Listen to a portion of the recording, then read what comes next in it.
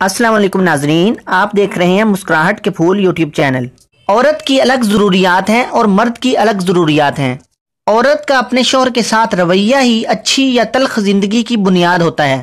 कुछ चीज़ें ऐसी होती हैं जिनके ज़रिए बीवी अपने शौहर का दिल जीत सकती है और उसे यकीन दिला सकती है कि वो उससे सच्ची और हकीकी मोहब्बत करती है। आज की इस वीडियो में हम आपको शौहर का दिल जीतने के पावरफुल राज और तरीके बताएंगे। अगर आज की वीडियो आपने मुकम्मल देख ली तो यकीनन आप अपने शौहर का दिल जीतने में कामयाब हो जाएंगी।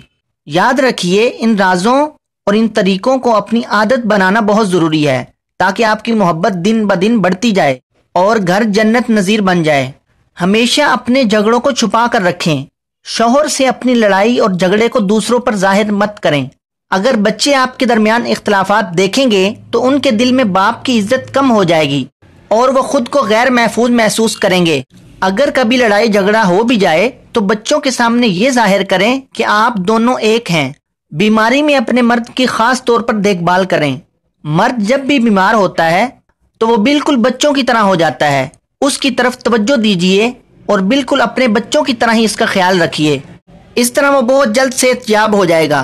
खावंद के घर वालों की इज्जत करें, क्योंकि हर कोई अपने घर वालों की इज्जत करता है और उनसे मोहब्बत करता है। अगर आप अपने शौहर की मोहब्बत हासिल करना चाहती हैं तो उसके घर वालों की इज्जत करें। शौहर के लिए तैयार होकर रहें। शौहर के लिए मेकअप करें। शौहर के लिए सजें संवरें ताकि जब वो घर आए तो आपको देखकर खुश हो जाए। इससे मोहब्बत का इजहार करें। इस तरह वो आपको ज्यादा चाहेगा और खुश करने की कोशिश करेगा।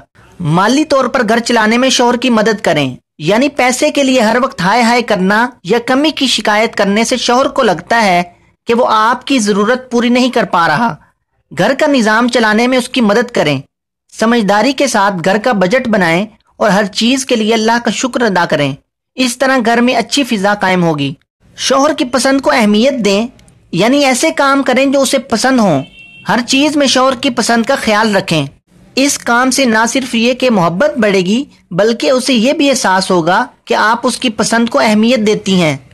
वो आपके लिए जो कुछ भी करता है इस पर खुशी का इजहार करें और शुक्रिया अदा करें। इसकी कोशिशों को मानें। इस तरह आपस की मोहब्बत में मजीद इजाफा होगा। शौहर को ये बात बहुत पसंद और अच्छी लगती है कि बीवी कोई खास चीज उसके लिए बनाए। जब वो अपने काम से वापस आए तो उसके लिए उसकी पसंद की चीज बनाए जिसे देखकर वो खुश हो जाए। ये बात अच्छी तरह ज़हन नशीन कर लें कि किसी को कभी भी अपने शौहर की बुराई मत करने दें।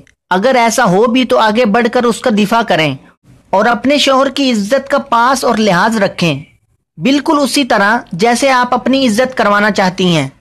इससे एक दूसरे की मोहब्बत और इज्जत में इजाफा होगा। बहुत सारी खवातीन जब अपने घर वालों से मिलती हैं तो अपने शौहर की बुराइयां करती हैं। ये बातें उनके शौहर के लिए इंसल्ट और शर्मिंदगी का बायस बनती हैं।